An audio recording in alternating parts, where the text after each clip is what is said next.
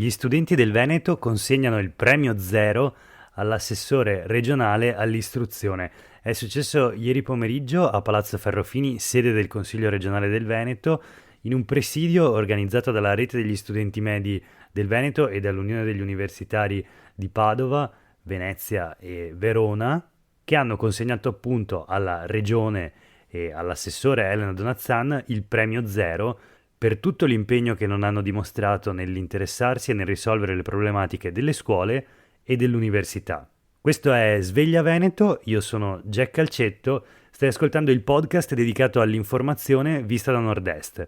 Oggi è il 18 novembre 2021 e la prima notizia di oggi riguarda appunto la protesta degli studenti delle scuole superiori e delle università del Veneto che ieri pomeriggio hanno organizzato una manifestazione a Venezia di fronte alla sede del Consiglio regionale. Lì gli esponenti delle associazioni Rete degli Studenti e Unione degli Universitari hanno consegnato questa sorta di tapiro alla giunta Zaia e in particolare all'assessora Elena Donazzan, un premio che hanno dimostrato di meritare, ha detto Marco Nimis, e troviamo le sue dichiarazioni in un pezzo di Roberto Rafaschieri su La Nuova Venezia, Il Mattino di Padova, i quotidiani Gedi, insomma, una coppa riempita di zero come la considerazione che la regione ha del diritto allo studio. Critiche anche da parte degli universitari, da sempre denunciamo lo stato fatiscente in cui versano le residenze universitarie a Venezia, dice Irene Pizzolotto, coordinatrice di Udo Venezia appunto. Abbiamo bisogno di fondi, dice invece Domenico Amico, coordinatore a Padova dell'Udu Padova, di studenti per Udu Padova, dove l'Ateneo e il Comune hanno messo mano al portafogli per intervenire rispetto all'emergenza alloggi che non si trovano nella città del Santo per gli studenti e invece, come sottolinea appunto Domenico Amico, dalla regione ancora assoluto silenzio. Sul Gazzettino troviamo la replica dell'assessore Donazzan, che ieri non era a Venezia, bensì a Roma, a quanto pare impegnata per l'avvertenza Ideal Standard. La replica quindi dell'assessore all'istruzione: il mio impegno è quotidiano per ogni cittadino rispettoso ed educato e ricordo che quella rete degli studenti medi mi raffigurò con uno sfregio sulla faccia inneggiando alla violenza con me. Il mio impegno è accertato dal coordinamento dei rettori che istituzionalmente rappresenta il mondo universitario. Il resto è piccola propaganda. Insomma, affermazioni dure dell'assessora e attendiamo la replica ovviamente delle associazioni studentesche.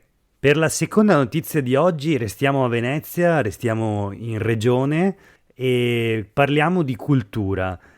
Infatti la regione del Veneto avrebbe annunciato l'intenzione di voler dimezzare i tagli al settore, ma la battaglia non è ancora finita, dicono le opposizioni.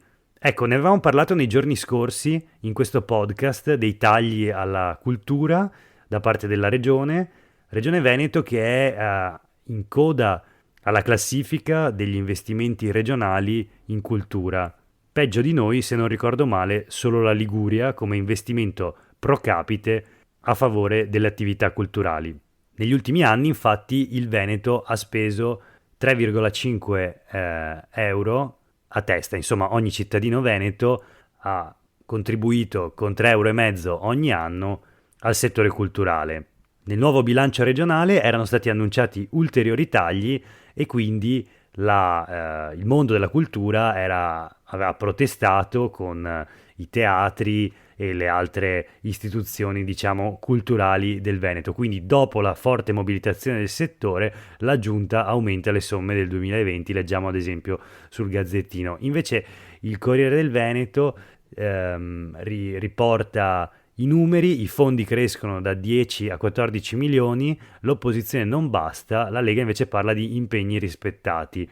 C'è un articolo di Martina Zambon che ripercorre tutta la vicenda, a partire dalla denuncia dell'Agis, l'associazione che rappresenta gli operatori culturali, che ora punterebbe a tornare almeno ai livelli del 2017, con quando venivano investiti poco meno di 33 milioni. Allora, quali sono le cifre? Qui è un po' difficile orientarsi perché mentre sul Corriere del Veneto si parla appunto di questi 10 milioni che sono diventati 14 e quindi leggiamo che per spiegare il meccanismo occorre fare un passo indietro. Il bilancio di previsione parte da una cifra che nel corso dell'anno può subire aggiustamenti tendenzialmente all'insù. Così per il bilancio 2021 si partiva da poco più di 14 milioni di euro per il comparto cultura e a fine anno si è chiuso con 17,1 milioni. Ciò che è stato presentato ieri in prima commissione è un emendamento alla base di bilancio per l'anno prossimo, quindi, che risultava fin qui tagliata a 10 milioni scarsi e che da ieri invece è tornata, come per il 2021, a 14 milioni. Se poi da questa cifra a fine 2022 la regione arriverà a eguagliare i 17 milioni di quest'anno, non è certo. Le stesse cifre in qualche modo sono anche, si trovano anche sui quotidiani del gruppo Gedi, che fanno riferimento sempre ai 32 milioni che costituivano l'investimento e i fondi destinati alla cultura nel 2017, che però erano scesi, qui leggiamo, a 17 milioni nel 2020, per poi finire con i 14 milioni di oggi, quindi appunto di nuovo i quotidiani Gedi parlano di 10 milioni per il bilancio di previsione 2022, che sono però stati ieri aumentati a 14. Il Gazzettino invece riporta numeri diversi, citando l'assessore al bilancio della Regione Veneto, Francesco Calzavara, che quindi si suppone dia i numeri più corretti. Nello specifico leggiamo sul Gazzettino che Calzavara avrebbe puntualizzato che il totale della spesa per la cultura nel 2021, quindi quest'anno e quindi nell'ultimo bilancio approvato l'anno scorso, evidentemente era stato di 9 milioni e 405 mila euro, circa quindi i 10 milioni di cui si parla anche negli altri quotidiani, mentre le ipotesi per il 2022 sono di 9 milioni e 935 mila euro, quindi uno stanziamento sostanzialmente in linea con quello, diciamo, dell'anno scorso, che resta in ogni caso circa un terzo dei 32 milioni che il Veneto investiva in cultura solo nel 2017.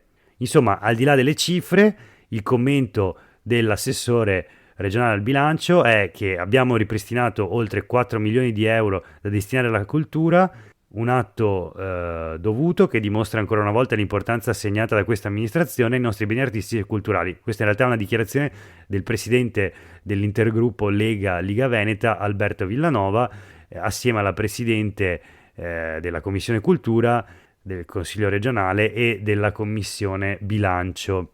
Di segno opposto, ovviamente, le dichiarazioni dell'opposizione, con il Partito Democratico che parla con il suo capogruppo Giacomo Possamai, che dice: benissimo, ma ci aspettiamo di più, e ricorda che siamo la penultima regione in Italia per gli investimenti in questo settore. Il merito va agli operatori di questo comparto, che hanno saputo mostrare con coraggio come fosse necessario un ripensamento. Sappiamo che ci sono stati gli appelli di tutte le associazioni di rappresentanza dei mondi culturali e anche di esponenti, diciamo, di spicco del teatro, del cinema. Penso ad Andrea Pennacchi, l'attore teatrale, televisivo, cinematografico Andrea Pennacchi, il Poiana famoso, il suo personaggio, e anche il regista Andrea Segre, che si erano espressi contro questi tagli.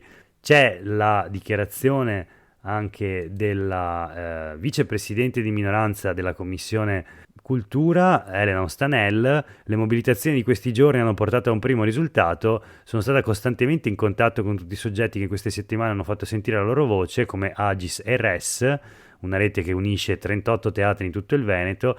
Andrea Pennacchi, Andrea Segre, i sindacati, le maestranze. Abbiamo evitato il peggio, ma non possiamo gioire perché rimaniamo comunque penultimi, investendo 5 volte meno del Piemonte. Quindi in sostanza la minoranza in regione concorda nel giudizio che la notizia di ieri dei 4 milioni ripristinati a bilancio sono una buona notizia. Abbiamo evitato una sciagura per il mondo culturale veneto, dicono dall'opposizione, ma la situazione resta grave. Parliamo sempre di politica, ma ci spostiamo a Treviso, dove sono in una fase, diciamo, già avviata le trattative o comunque le riflessioni in vista delle elezioni del presidente della provincia e del consiglio provinciale previste per il prossimo 18 dicembre, appunto nella Marca. E allora è interessante questa notizia perché prefigura un possibile, diciamo, asse tra il Partito Democratico e Forza Italia, o quantomeno con un esponente, diciamo, di spicco di Forza Italia, Fabio Chies, il neosindaco di Conegliano e anche appunto coordinatore provinciale di Forza Italia, che, leggiamo sul Gazzettino, potrebbe diventare il candidato presidente della provincia sostenuto anche dal Partito Democratico. L'idea sarebbe venuta al segretario provinciale del PD Giovanni Zorzi. E allora leggiamo l'articolo di Paolo Calia: Treviso, Chies, candidato presidente della provincia, il PD supera la Lega a destra. Questo è il titolo. Una strategia garibaldina ma mossa da ragionamenti concreti. Il primo, il presidente della provincia uscente, il leghista Stefano Marcon, è stato ricandidato dai vertici del suo partito, ma una parte di sindaci del Carroccio non è così entusiasta di doverlo sostenere. E al K3, quartier generale leghista, famosissimo nella Marca, se si dovesse presentare un candidato moderato, temono l'effetto di francotiratore. Secondo ragionamento, il centrosinistra ovviamente non ha i numeri per pensare di vincere. Per coltivare una speranza occorre allargare il raggio delle alleanze, cercare voti altrove, per esempio tra i civici che non voterebbero Lega ma che sosterrebbero invece un profilo di centro, come appunto Chies, che ricordiamolo alle ultime elezioni amministrative a Conegliano ha vinto al ballottaggio contro il candidato sostenuto dalla Lega e da Luca Zaia, grazie anche ai voti determinanti degli elettori del Partito Democratico. E quindi se l'asse PD Forza Italia, diciamo PD Chies, un mese fa ha vinto le elezioni a Conegliano, potrebbe anche riproporsi appunto a livello provinciale, dove, ricordiamolo, non votano più i cittadini, bensì votano i sindaci e i consiglieri comunali. Sono quindi elezioni diciamo di secondo livello. Chies comunque dovrebbe ancora sciogliere le riserve, mentre il PD è in pressing. Leggiamo sul Gazzettino che lunedì sera il sindaco coneglianese e la segreteria provinciale dei Dem si sono visti per valutare la possibilità di costruire una lista. Ecco, questa notizia è senz'altro interessante, anche perché appunto diciamo segnala una possibile frattura tra i vertici del partito leghista in Veneto e la base dei sindaci, degli amministratori locali, che non sempre sono in sintonia.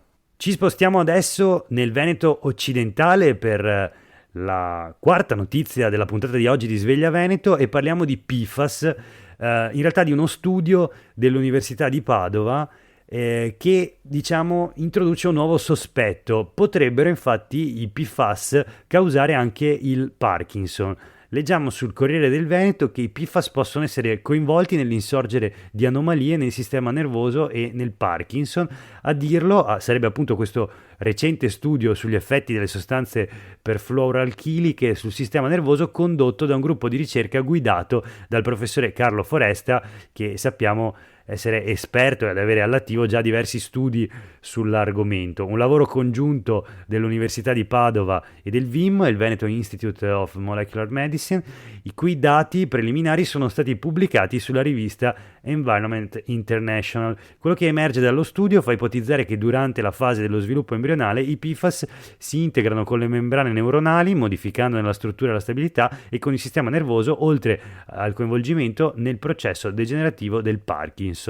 Questo, insomma, lo studio del gruppo di ricerca guidato dal professor Foresta, che come leggiamo in questo pezzo firmato da Ilenia Litturi per il Corriere del Veneto, il professore Foresta non ha dubbi: per la prima volta si è dimostrato che nell'uomo queste sostanze chimiche possono modificare la funzione delle cellule nervose. Sono necessari ulteriori studi per quantificare le conseguenze sulla salute delle persone. Le osservazioni che dimostrano una maggiore sensibilità delle cellule neuronali non ancora mature fanno pensare che gli effetti dei PFAS possano essere più evidenti durante le fasi più sensibili dello sviluppo del sistema nervoso, come nell'embrione.